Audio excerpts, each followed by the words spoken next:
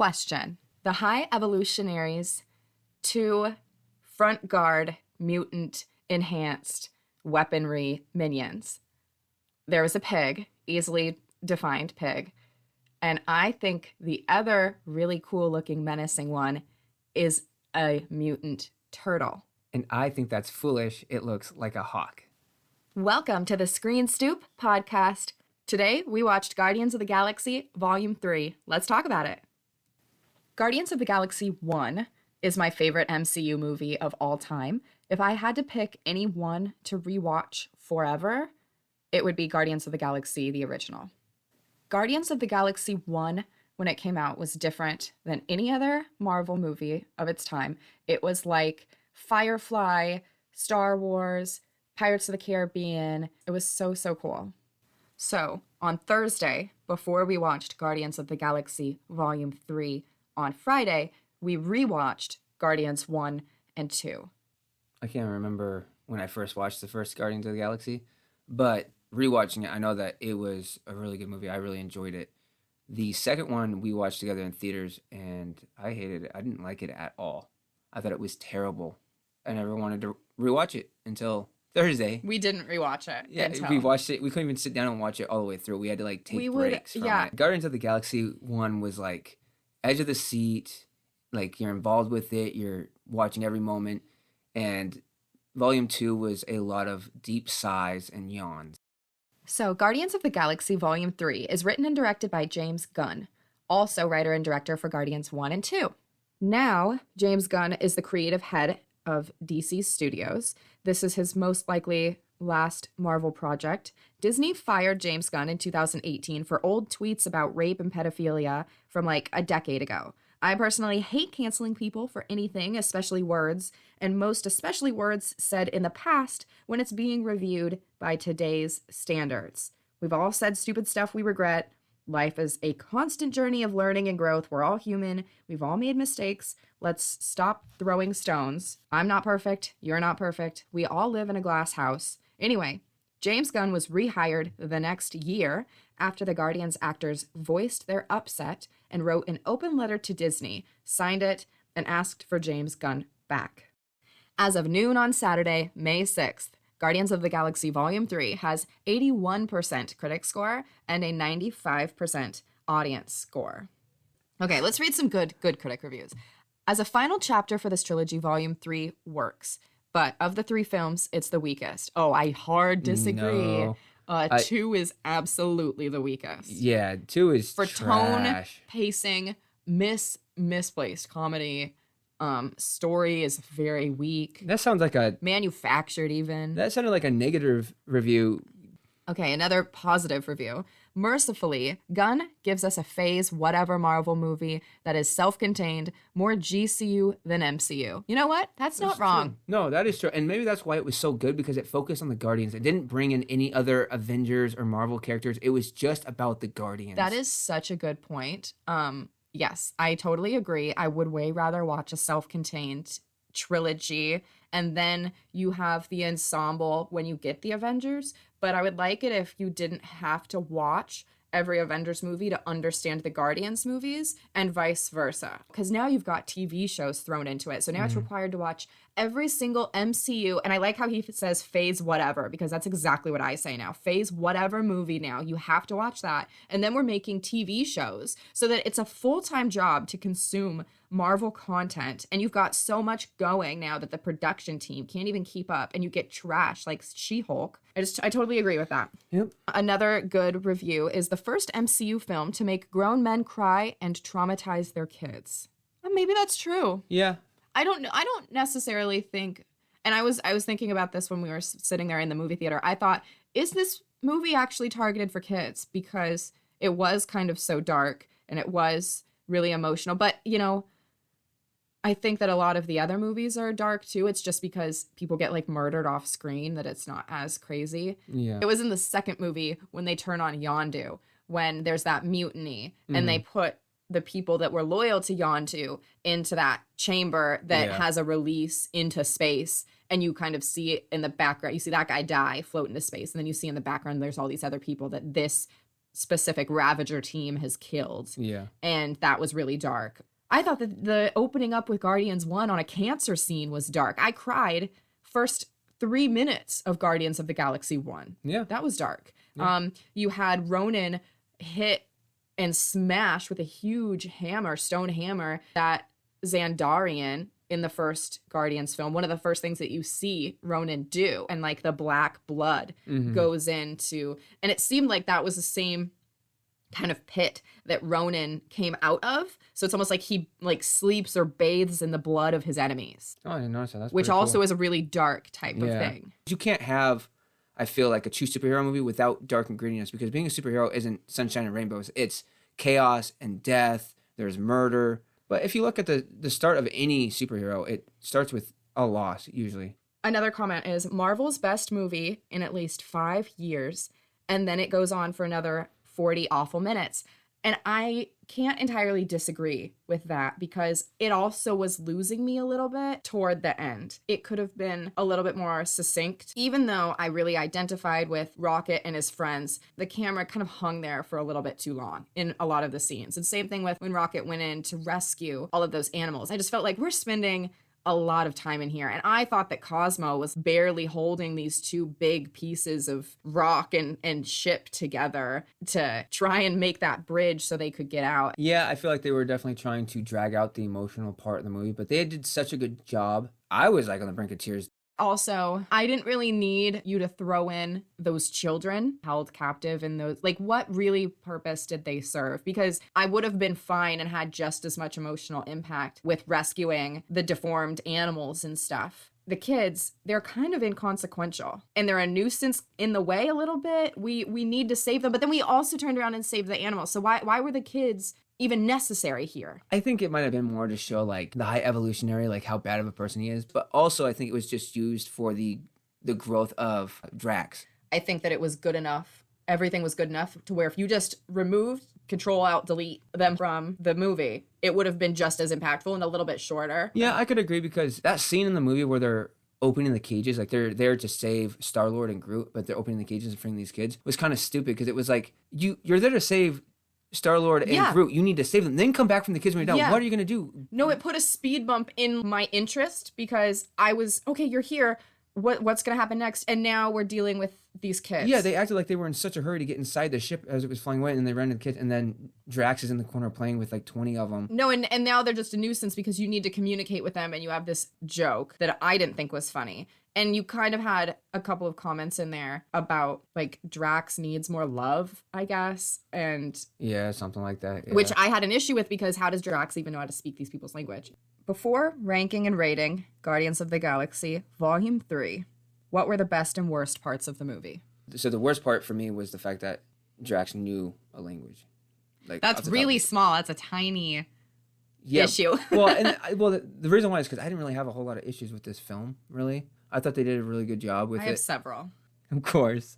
Okay, the toilet humor, you can say, is the worst part. Yeah, that was terrible. I don't understand why it was necessary to do the poop joke, or to even, like, the 10 seconds of that hybrid thing breaking into the ship and Gamora being in the stall. Yeah. Why was that necessary? It wasn't funny. I think that James Gunn is, like, kind of freaky like that. I think he likes toilet humor. He likes potty stuff. I think it's gross and distasteful. I don't like it in my movie. How old is he? He's very old. Like, too old to be making potty humor like that. Hollywood people are weirdos.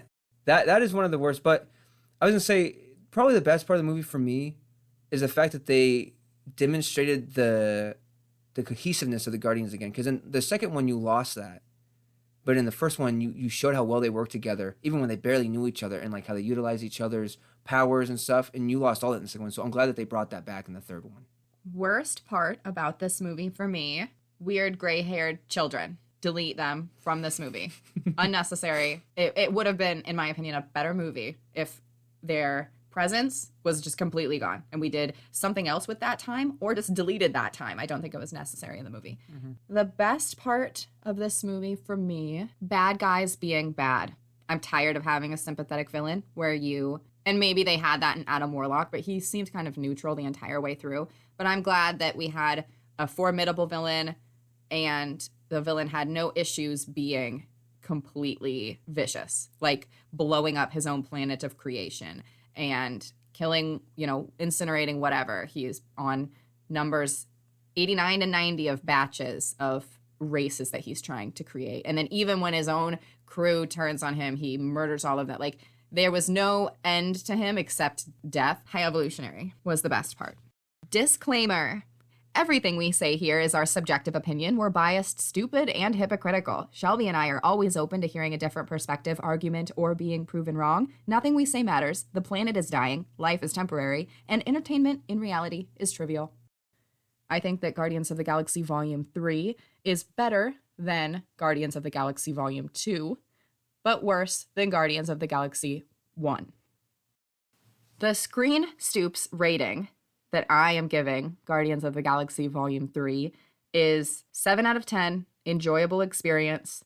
We had a good time at the theater, but I probably won't be rewatching it again, unless it's in the background or playing on live TV like FX movies. A recent example of my opinion of a 7 out of 10 is Dungeons & Dragons and Polite Society. It was an enjoyable experience. I would say fun. My rating, I'm going to go with the top tier. I'm going to make it a 8 out of 10, which is rewatch again or recommend. An example of that would be the recent Super Mario Bros. Movie. The reason that I rated it in the mid-tier category, like okay or all right, is because although I feel this is one of the best Marvel sequel movies and that any Guardians fan should go see it at least once, I don't know if I'll ever watch it again, just because it is an end and it has a lot of emotional moments in it that are upsetting. It was done really well, but I would just rather remember the Guardians as the crew that we left in Guardians Volume 1. It did get the awful taste, Guardians Volume 2, out of my mouth, but I just don't know if I'll ever turn it on and be like, yay, I'm watching Guardians of the Galaxy Volume 3. So this movie, it has so many different pieces to it. Let's just break it down into sections. So the first section that we're going to talk about is the intro, Nowhere, Rocket Hurt. Yeah, I think the intro to this is a really good way to introduce all the problems, right? Because Adam Warlock is sent by the High Evolutionary to take Rocket. Mm-hmm. And so by sending him there, Rocket gets hurt and is dying. And that sends the Guardians on a mission to save Rocket, which leads into everything else at the end of the movie. So I think they did a really good job of getting the movie set up in a quick, entertaining way, too. It wasn't really that boring. Mm-hmm. It started off a little slow, but within 5 minutes, it ramped up with the fighting and everything. So I think tone, costume, set. Okay. It shows the messiness that the previous movies have brought upon the Guardians. They're kind of trying to get stuff set up again. They're trying to set up their HQ, but you can tell they're not really a team. They're all wearing different types of clothing. They're a mess. You have Star-Lord who's drunk, not a leader. I think that having the very first scene be Rocket reflecting on, it was like Rocket as a little baby raccoon and he gets picked up. He's just reflecting on that and listening to music. And they obviously in the end make that come full circle as he's sitting in the same spot listening to music again. Even when he is gets up, he's not happy. He's kind of just looking at what's around him in a negative, there's a negative tone to it. Kind of a dark, gloomy, dourness to it. Almost like a depressing, yeah, just contemplating life. This movie had a definitive and impactful inciting incident, a rush to fulfill a purpose. For the good guys, it's to save Rocket. For the bad guys, it's they want Rocket back. The rush and need to save Rocket. I felt the self-hate that Star-Lord had when he started blaming himself for Rocket's condition and stuff. I felt all that. I like that he kicked into gear. Another positive, I think, is that Cosmo is the best addition to Marvel. I agree, and it wasn't just because they have this habit of introducing new characters or new cute things as shticks. Baby Groot really was pointless, but Cosmo is not only there for jokes and stuff. She's useful. Yeah. She's integral to the plot. Yeah. So they did a great job of doing that. I agree. I'm glad that they added Cosmo. And her jokes were cute, but they weren't over the top, and they were situationally appropriate. They made it to where the jokes and the way Cosmo spoke was exactly how you would imagine a dog talking. Yes. And it was perfect. I loved it when, at the end, when Star-Lord says, Cosmo, can you, link them up or something? And she says, yes, Captain. It's so cute. It reminded me of Star Trek. The flashback that we got, first flashback with baby Rocket getting picked up, and then another flashback in the beginning that Rocket had after he passes out for the first time. You see the High Evolutionary. the sides of his face and his whole appearance is different than when he was talking to Adam Warlock. So I thought that the skin on the High Evolutionary being pulled back Joker style was really cool. And I noticed that it was different than the High Evolutionary from the past. And so I thought, since his whole quest is about perfection, that maybe this was a comment on modern perfection and beauty standards. And that's why his face was like pulled back and taut, trying to perfect. Maybe he is a little bit type of human, and so he was wrinkling or something like that. And people do that in real life, where they get their face, the sides of their face cut and pulled back in, modern Western beauties, because you can't age, you can't wrinkle, all of these things. And so I thought that it was that, but then it turns out in the end that he's just Dwight, and he is just wearing a mask that looks like himself, and that was disappointing. That change in appearance helps distinguish the past from the present without having to put text on the screen saying like 20 years ago and current or something. Yeah. And they did a lot of show and tell with this movie, or show and not tell with this movie, like with the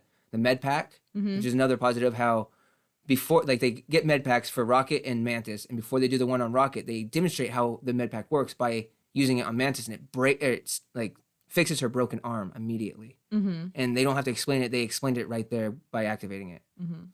What did you think about the Stallone Ravagers and how Gamora popped up in the story? I do like that those Ravagers are so cohesive. Like, there's a reason why they're the leaders of the entire Ravager faction. The red guy that can do make teleportation. He looks like a dragon thing. I loved him. Yeah. I wish that he was on the screen more. They've got a guy employed with them that can basically open up any access into a ship, which for a Ravager, if they're thieves or they're bounty hunters, that would be the best talent, to be able to have wormhole type things. Yeah, but now that you say that, I got a huge issue with that. What? If you can just open up a portal wherever you want to, why don't they just open up a portal into Orgoscope, the organic space station, steal a thing, open a portal, and leave?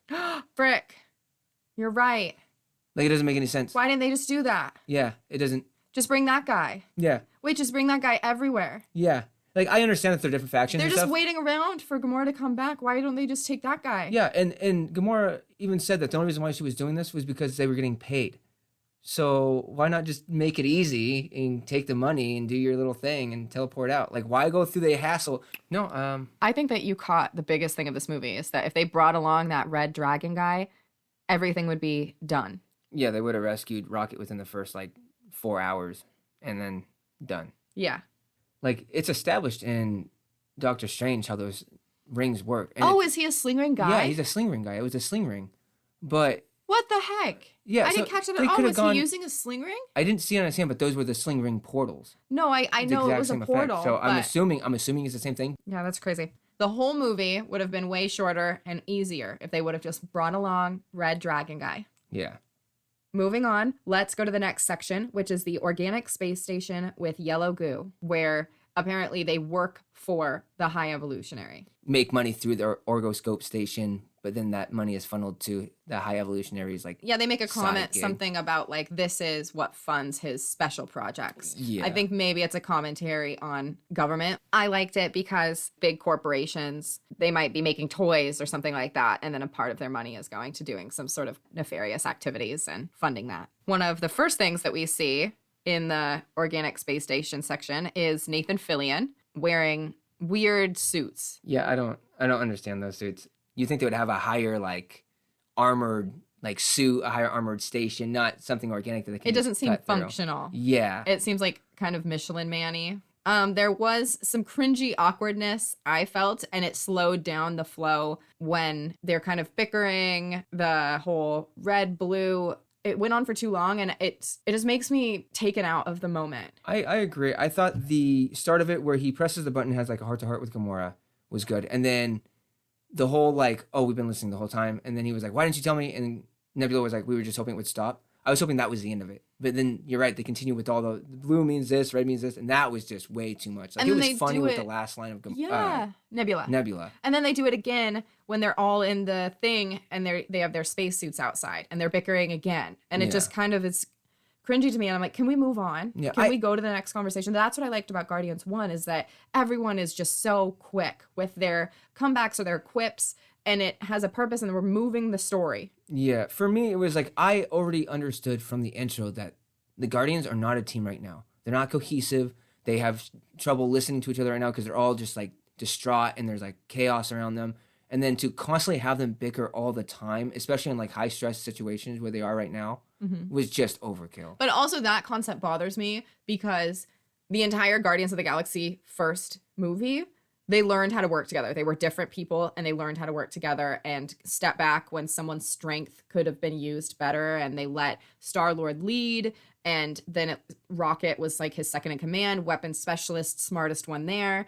And also that person can't be leader. And then you have the next movie where he like kind of acts like he wants to be the leader when the last line or one of the last lines from Guardians 1 is Gamora saying, we'll follow your lead. Like you had a sum up of we've done the conflict and now we're the team that can get stuff done. Yeah. And then it seems like every single Guardians of the Galaxy movie since then, oh, we're broken up again and we're sad. It's a tactic that lesser writers use when they don't know how to continue someone's arc or growth in a sequel. They have to have them revert back to who they were in the first movie, and the resolution that they went through is now just regressed. They kind of demonstrated that they were ready to follow Star-Lord's lead and be cohesive when Rocket was critically injured. Like, because he just took off. He said, we're not going to let him die, we're going to go. And they all fell behind him and said, okay, yeah, let's save Rocket. And then to have them bicker and argue like they're not cohesive again was ridiculous. I think what they did with Gamora and Star-Lord in the security room was great. That could have been bickering. Yeah. Yeah, that was fine. Gamora is a Ravager now. She doesn't remember her life as a Guardian.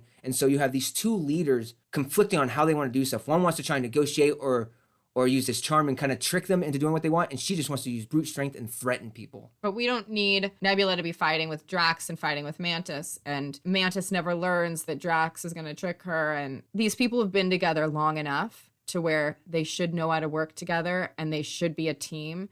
I don't want to feel separated from each other. And like we need to still learn how to treat people nicely because you guys have already resolved that over and over. The only thing that I did think was funny was Nathan Fillion's performance when he said, yeah, I got one of the, but even though that dragged on a little bit too long too, the whole, I got an uncle's kid, like the nephew, the boss's nephew or whatever. Yeah, I agree. Great joke. Dragged on a little too long. But they brought it back again. When they brought it back, I thought it was funnier. Perfect. It was perfect amount of time. It was like, I got one of those too. Yeah, and you knew it because he had felt so upset the first time. So I thought that was actually good as well. And Gamora saying, I want to kill, and Star-Lord saying, no, we don't kill.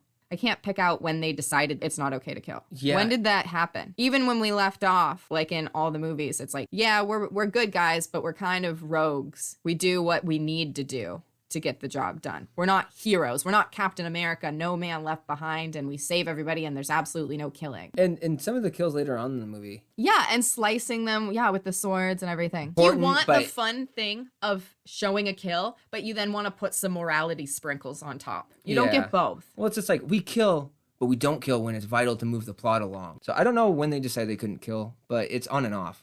I did like that it was very catchable to see Star-Lord bump into one of the High Evolutionary's main guys right in the beginning of walking into the organic space station. Mm-hmm. And then they spend all of that time there. Turns out the information isn't here. It's on that guy's head. Especially because the scene before that, the High Evolutionary priest said, I think I know where they're going next. Yes. The goal is to find the fat guy with the insert in his head. Yeah, they're trying to find the passkey to get past the what's it called, the fail-safe on Rocket's heart to save his life. Mm-hmm. They're not necessarily after the High Evolutionary at this point. They're just trying to save Rocket's life still. Yeah. I disliked the Adam Warlock being an incompetent baby thing, and he is like a puppet being used by the High Evolutionary, and he's so stupid that he doesn't even know like how to interrogate people. He's just mindless muscle.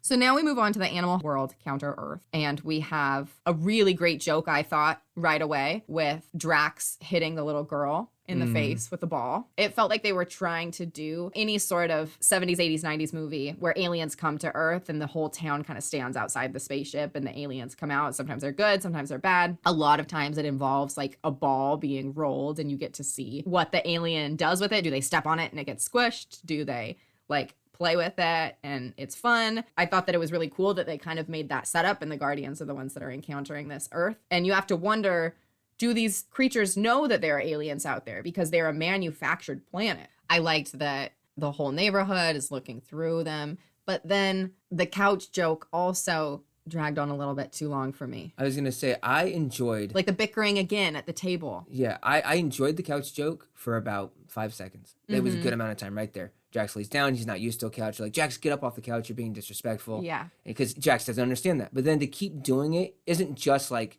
It's not just a joke. It shows that he's not willing to listen to his captain. And to keep doing the Nebula Mantis conflict stuff too. That went on for way too long. But I liked seeing everything inside of those creatures' house, and I liked how they had the photos. You liked the F-bomb of the car? Yeah, I did. I thought it was great use. I thought it was... Because I think maybe it even hit harder because they just did that stupid couch joke, and it dragged on forever. And I'm like, I thought we were in a hurry here. So I felt like maybe I was like... projecting a little bit because I was mad at this point. I was like, we got to save Rocket. What are we doing with this couch joke? I know it's nonsense. Too much. And so his F-bomb, I felt like was me telling Gamora to just get in the car because I'm tired of jokes. Nebula. Oh, sorry. I like how Star-Lord hands Groot some guns and you don't really know why. He just says like, you know what to do with those. And so that's not, you don't get to see the payoff for it until later. But I like that they show the introduction to it so that when they're in the High Evolutionaries castle thing. I do have an issue with that, though. What? Because they told Nebula at the checkpoint, you have to stay because there's no weapons allowed, and your arm's considered a weapon. Okay. They scanned Star-Lord and say, he's clear, there's no weapons. They didn't scan Groot. So I thought that was the whole point, is that they just assumed he's a tree. Where is he keeping weapons on him? I guess. But my line of thought was, why would you not? I thought that was why it was clever. Maybe, yeah. Maybe that's it. Maybe I'm just being too critical. I was thinking, I would be fierce if I was a High Evolutionary. Like, why did you not scan everybody? What are you doing? Yeah. But then again, they are like, it was a pig and a hawk. Not a turtle, a hawk. It wasn't a pig and a turtle. We make it to the High Evolutionaries ship. On the way there, we saw some freaky looking mutant things. And I like that Chris Pratt brought it up to High Evolutionary when he said, I'm pretty sure a perfect society doesn't include an octopus thing selling meth to some like roaches. Yeah, it was kind of a cool, like, because the High Evolutionary is trying to create a perfect society, and it was kind of like, no matter how hard you try, no one's perfect. I thought that it actually was a perfect society until we made it to the bad part of town. Because I thought, oh, wow, it did work. Everyone's here, and it looks like the perfect, picket fence houses and the perfect sidewalks without any weeds anywhere. And then you go into the bad part of town. Yeah, I liked how the High Evolutionary wasn't blind to that fact either. He was like, no, you're right. He didn't tell until the pig called back and said, we have the rodent or whatever. Yes. And you know what? That just shows even further that the High Evolutionary, like you said, was a competent villain. He was one step ahead of the Guardians. Yeah, it was a trap, and they brought the trap. They brought Rocket. That's exactly what he wanted. Yeah. And I did think that was stupid of them to just walk into. I thought, you guys have done this before where you've had someone waiting outside the planet in the spaceship, and people have gone down. Why did you need to bring Rocket to the planet? Especially if you knew it was a trap. Especially if your spaceship, like you learn later on, splits off. So you have a spaceship that splits off into multiple spaceships. Yeah. Why not just leave Rocket out in space? Yeah, have him guarded by all of the Ravagers. Yeah. Or have him on Nowhere. Yeah. Bring Nowhere somewhere close or something. I don't know. Yeah, they could have done something different. To me, just have that guy with you, the red dragon guy. Just have him with you. And then as soon as you guys have the key, just port to wherever Rocket is. The High Evolutionaries ship, Nebula has to sit outside. Thought, wow, that's a really wasted potential of her. Could she have done anything else? Taken the car and gone back? She's just sitting there that whole time, especially when Gamora and Rocket are getting attacked by the pig thing and Adam Warlock. She's just sitting there, nerfed, do nothing, and then Drax and Mantis are there to do nothing. I think it was smart to bring her, but it was a plausible roadblock that they wouldn't let her in. But then don't just have her sit around. What are you doing? Yeah, exactly. I was listening to somebody talk about writing characters, and it was also had to do with acting. You never want to be acting in a scene where you're just waiting for the other person to give you their lines so that you can talk. You always want to be moving and you want to be doing something to look active, to seem like you're in reality, because his exact words were like, people don't just sit still. They do stuff. And so also when you're writing, you don't want your characters to just be sitting around waiting for the plot to come to them. And I think that kind of is what felt like it happened here. Nebula's just sitting there waiting for the plot to need her again. Yeah, they have that scene where the war pig jets off. Yeah, why And is it she- Nebula like, oh, okay, I should... Well, yeah, she looked at the war pig like, oh, that's weird. I wonder where they're going. And then just left it there. Like, Yeah. would you not follow the war pig? Mm-hmm. She would have followed that war pig, discovered that they were going for the ship, and she would have defended the ship. She But they wouldn't have just sat needed there her sucking on her there. thumb. The plot needed her there, and the plot needed Drax and Mantis there to be back on the ship. Because if they weren't back on the ship, no one would have ever needed to contact the High Evolutionary again. They could have just taken off. They needed people to switch places. True. They needed Groot and Star-Lord to get back to Gamora and Rocket. Yeah. And they needed half the team to be somewhere else. That is, Which is so contrived inside of the High Evolutionary ship. I like that he's so pretentious that he won't even talk to Peter Quill, and I'm glad that he doesn't take it and says, oh, okay, cool, like, you're ready, listen to me now. I liked that, but it just seemed a little bit out of the character that you had just established in the beginning that says we don't kill for no reason. Those guys worked for him just like the organic space station people work for him. Yeah. Why is it okay to kill these people but not the people from the last place? To say you're not going to murder anybody, and then you go on that whole, which in my opinion was a really cool back-to-back duo I liked fight it. scene. I didn't like how they tried to put morality on the first session. Yeah, because then you have Peter Quill throw the guy they were after out the window. That was one of my favorite parts. And he says, you're going to kill us. And he says, no, not us, just one of us. And then he proceeds to slam the guy's head into the ground Yeah, as they're yeah. traveling like 50 miles an Ruthlessly. hour. Yeah, and Yeah. then he carves And the he hard drive drowns out of him, his head. and then cards a hard. Yeah. Yeah. But we don't kill though. Rocket is saved. Impactful. That was intense. That was intense emotionally. I think every actor in this movie, in that section, in that scene, did such a great job because you could see the relief and joy in every single one of their faces when Rocket says, what's important is we're all safe. Nebula. I liked it when Nebula broke down. I liked it when they thought they lost Rocket and Chris Pratt did. I always enjoy when an actor throws some spit or some snot into their performance because it just is more real to me when you just have someone, no! It just is like, okay, yeah, every metal singer can yell, but like, show me that you're this character right now. And so when you have like uncontrollable facial gushing, I appreciate that. Yeah, it was good. I thought it was the end of Rocket. I thought he did die. I thought they were too late. Mm-hmm. And the only thing going through my mind was how great of a movie is this that they just killed one of the core characters. Now let's get into all of Rocket's backstory. It was the cutest, most heartbreaking scenes I've ever seen in any movie. I liked the invention of all of the different hybrid things, wheels for legs and long arms. Then you have the rabbit. So I liked it, but my comment is none of them seemed really to enhance the animal except for what Rocket got. It didn't make sense that they were all from the same batch, and for 3 of them you did like motor skills, and then for the last one you did like high IQ engineer functioning. I guess, yeah, I mean, there's really they don't really flesh out the reason for the other 3. Like, No, what and was- they all kind of seem stupid still. Yeah, well, the bunny didn't seem stupid. The bunny was stupid. Although I will say, I really liked the line where it was like, I'm laying on a floor, so I will be called Floor. I liked the chaos that the bunny brought to the end scene when it just kept screaming, teeth, floor, go now, like, Rocket, go now. Like, that was haunting. It was, like, really traumatizing to have the bunny screaming that constantly, and then to have it just not be there anymore, and you're like, uh-oh, that means the bunny's gone. Yeah. That was, and the fact that, like, in that scene, you can kind of see how Rocket was blaming himself because he brought on the gunfire and stuff. Yeah. And then turn around and see that his friends are dead. Mm-hmm. He was just like, what did I do? I like it when your main character messes up and has to learn a lesson. Everyone makes mistakes and everyone regrets stuff. So it just helps the audience connect with this character.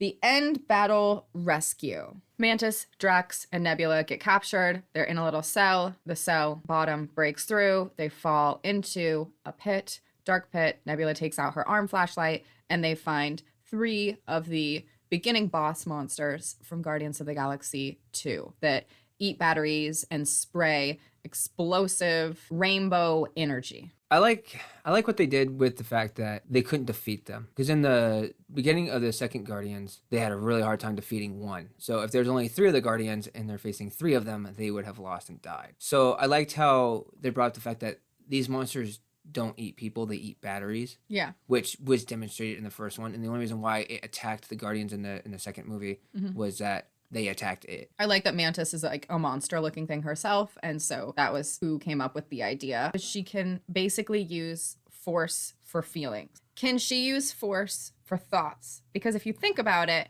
they have her using this power of force for feelings. If I touch you and I say, you feel this way, you might feel that way, but your mind isn't erased that I told you to feel that. So wouldn't everybody that she approaches question, why am I feeling this way? True, like the one guy where she was like, you feel like dancing in the middle of a battle. Yeah. I'd be like, that's cool, I might feel like dancing, but this guy's about to kill me. I could understand the sleep because tiredness is like a feeling.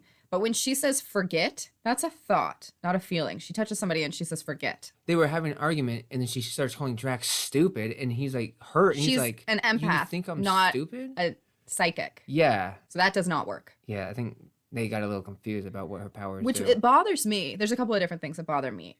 James Gunn, you wrote these characters. So shouldn't you remember what gadgets, what characters you've created that would have been useful in these situations over the course of time? The spacesuits getting flown out the organic space station when I thought that Star-Lord could go in space because he always wore that thing behind his ear. And then in this movie, conveniently, he's not wearing the thing behind his ear that turns into a face mask. So he's dying as he floats through space, and Adam Warlock in the end has to save him. I thought that you had a thing for that always hooked to you. Did you lose that somewhere? His helmet isn't just for breathing in space. It has assisted targeting. It helps him target people with his guns. He's got it helps him aim and stuff. And it helps him see through walls and everything. His helmet is more than just like a breathing apparatus. Mm-hmm. It's a utility. Immediate medical packs that have never been introduced before, but then the spacesuit, because then Drax uses one when he goes and shoots the people that are following him. Like he tethers himself to the ship in the beginning scene, and he holds a gun and just takes out a guy.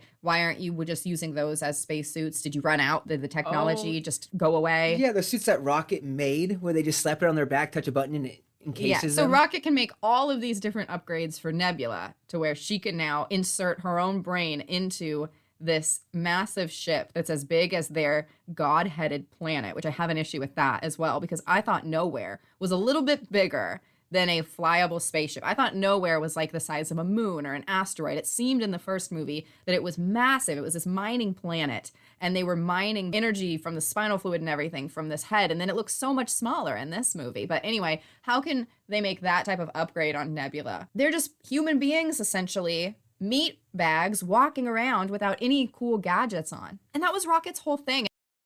They contact Kraglin on Nowhere.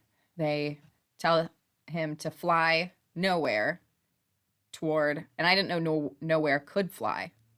Yeah, they apparently made it into a ship. So there's the hallway scene. They put on music, hallway scene. It's a big battle. They finally get to fight all together one last time. So really cool fight scene. High evolutionaries, people threaten to turn on him and cause a mutiny. He murders them all. He remains bad all the way until the end in the constant pursuit of perfection, and also an ego that basically gets violent whenever it's like challenged, that the idea that perfection isn't achievable and that he hasn't achieved it. I did like the naked mole rat hybrid thing that was flying the ship before the high evolutionary destroyed it. Yeah, the one with the little Doc Ock arms. Yeah, it was weird. And so Nebula now starts flying the ship, and Rocket goes to try to find the high evolutionary. He stumbles upon all of the other animals that haven't been experimented on yet, and he has like a reflective moment. He uses the key card that he's kept his whole life to save them. Kids get saved. Cosmo is MVP for keeping the spaceship next to Nowhere, and she's struggling. And then I did like that Mantis is like, you're so strong, and she touched her, and then Cosmo could keep going. Yeah. Cosmo was like my favorite character here. In that little section, that's where Rocket finds out he's a raccoon. Yes, he opens up the door to see the raccoons, and yeah. I think he always knew he was a raccoon, but he finally admits that he is a raccoon. I think that was kind of the growth that they were going for, was that he now has come to terms with the fact that he was an experiment, and he is both raccoon and Rocket, and that's why it's so impactful when at the end, when he shoots the high evolutionary, he says, "I'm Rocket Raccoon." And yeah. whoa, cool, fun moment. Everyone, I like that also the high evolutionary was so overpowered that everybody needed to use their special skills to take him down. Mm-hmm.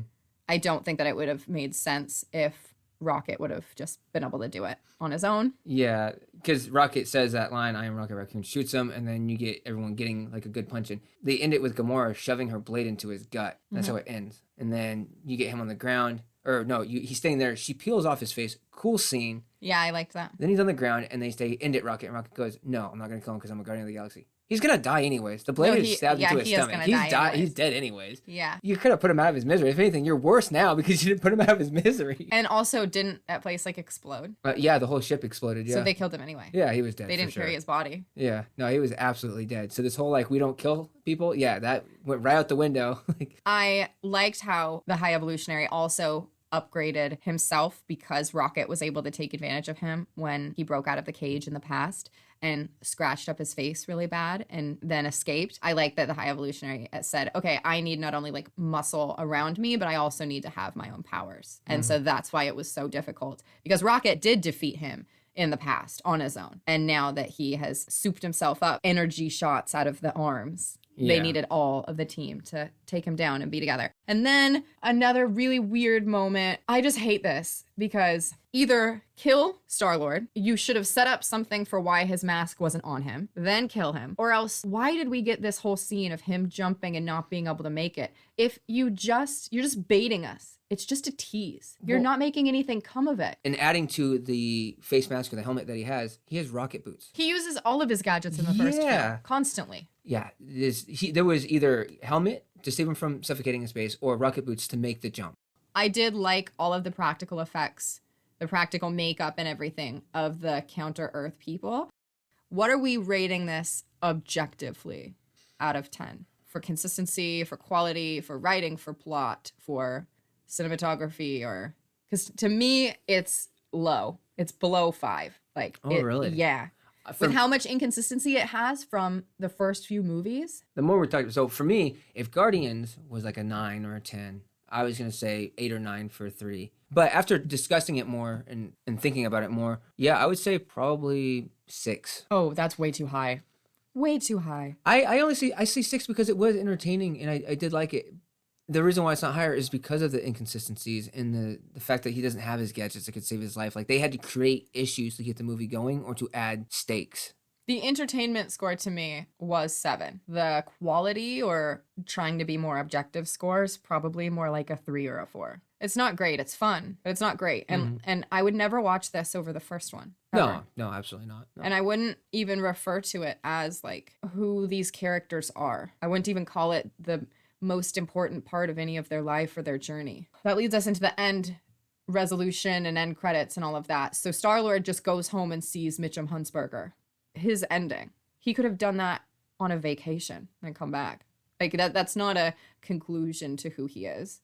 I just don't feel like we reached that with anybody. I liked that the new old Gamora didn't need to be a Guardian because her family that she already had is with the Stallone Ravagers. And you saw that at the end. Because it was kind of baiting you to think that she would remember that these people are better. But when you see her get a welcome and hugs and they're so happy to have Gamora back, it is like her new family.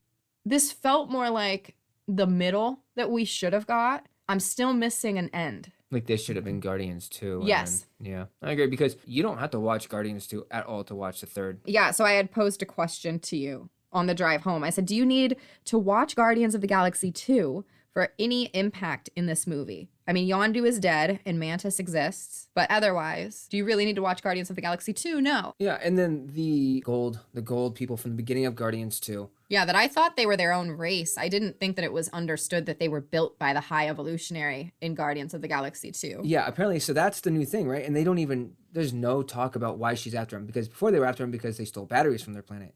Rocket did. She is just doing it to, I guess, impress the evolutionary. So what I'm getting at is, yeah, you don't have to watch the second one for any reason. Yeah. Oh, you're saying whatsoever. Yes. Yeah, because they're basically reintroduced as a new species created by the evolutionary. They're not their own people anymore. In fact, I would say that I prefer this one to just be 2 and then like make another one, or you just don't have an end to it, because also Drax and Rocket, like, I didn't enjoy how Rocket had regressed who he was in order to just create a story manufacture that he needed more character growth, because he had already had that character growth, that he liked his family and he liked to care about these people. That happened at the end of Guardians 1, and then they reverted him so that he could have even more of an arc and relate to Yondu, and then they could insert Yondu's character arc. And then Drax is now 10 times better here than he was in Guardians 2. I don't even want to talk about Drax from Guardians 2 because he's just like a poop and fart joke machine, and it's just annoying, and he laughs constantly. This one, at least he laughs maybe 2 or 3 times. Yeah, so just delete Guardians 2. Move 3 to 2 and either leave it as it is. There is no ending. Or think of something better. I don't know, maybe it was my fault that I expected this to be like a trilogy and a conclusion. But this was not a concluding end. Just because you played The Dog Days Are Over and everyone's dancing at the end, just like the Ewoks in Return of the Jedi, that doesn't mean that it's ended. I agree that Drax is way better. The team is splitting up. Is that called an end? Because it was all very trivial reasons why they were splitting up. Yeah, it's hard to tell. I feel like the ending here reflects the real world, because now it's kind of up in the air. James Gunn is no longer working for Marvel, and he's not going to do another Guardians. He's doing DC stuff now. So maybe this ending reflects the fact that we don't know if we're going to continue the Guardians or if the Marvel universe is going to fail. Because, like, we've read some of the critics' scores, this is one of the best Marvel movies in, like, 5 years. Like, Marvel has been on a downhill slope for a while now. Yeah. So maybe they're, so this might not be the conclusion at all. It might not be, but I feel like they've set it up to where it can be. Yeah, I think that if this is the conclusion of Star-Lord, you should have made Star-Lord go out with a much better bang than almost dying, not using any of his cunning abilities that you showed in the opening scene of Guardians of the Galaxy 1, and then going... I thought the grandpa thing was fine, but you didn't show me why I loved Star-Lord in the first place. You didn't give him a finale, a crescendo of who Star-Lord was. What is your favorite hybrid thing? I say the hawk. I say the turtle, because it's a turtle. So okay. we agree the same thing, but I think it's a hawk. What is your favorite kill? There's a lot of good ones, but I personally liked the one in the hallway with Gamora, how she had stabbed one of the big hybrids and did like this like 720 spin and cut him clean in half. I thought that was really cool. Mm-hmm. My favorite was Adam Warlock decapitating the pig and also continuing to hold the head in his hand and carrying it out onto the deck of the spaceship as the camera kind of pulls away. Oh, yeah. It's like kind of dripping a little bit. I liked that. Yeah, I forgot about that. Very gruesome. Cool. You also said that the end battle reminded you of the Avengers, or like the first, or Ultron, when everyone is fighting all of those things together and the camera's spinning around and following them. Yeah, absolutely. When I was saying Avengers, I was thinking about the final fight scene where Loki's invading New York, and they're like huddled up, like all 4 of them in the middle of the street, and it circles around them, and they do like teamwork, right? Like Thor like tosses... Captain America throws his shield, whatever, and Thor catches it and uses it, whatever. Mm-hmm. Like that. And they did that similar thing in the hallway where it was like you had Groot, it followed his vines into another hybrid, and then you had Rocket running on his arm. And then you had, I think it was Gamora, swing off of it and kick someone else. Like yes. It was super reminiscent of Avengers. That was a highlight. It was a highlight. Very good. It was something that they used before that worked. Yep. Oh, I had an Easter egg. Howard the Duck was with the guy that sold Yondu, the little blue frog thing from Guardians 1, and they were all at the table playing poker with Cosmo and Kraglin, and I just liked that. There wasn't like a zoom in on them because it's cool to have an Easter egg. It was just, they're just casually on nowhere. My favorite joke was the car one. When they dropped the F-bomb. Yes. Yeah. Did you like Adam Warlock? Did you expect more?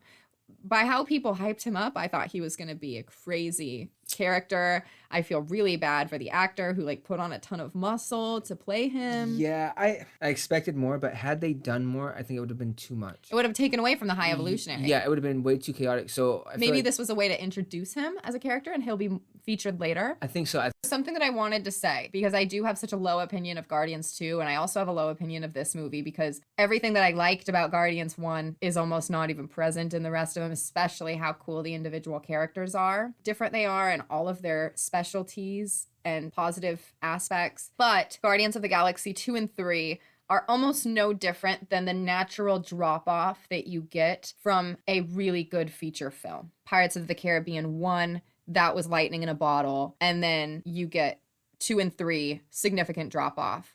Same thing with Jurassic Park. A lot of different movies that do this. Iron Man was one of the best introductions to this whole entire franchise. And then 2 and 3 are almost unwatchable. You do have the rare anomaly where the third film is better than the sequel. Or the second, like Aliens, yeah, Star Wars, but, Empire. Yeah, I think you're right, because as much as I didn't like the second one, there were parts in the second one that were good still. It's just it drags on, like you were saying, and so... And the comedy makes it unbearable. Yeah, it's the common thing where you have lightning in a bottle, like you said, and then it just slowly fades. Mm-hmm.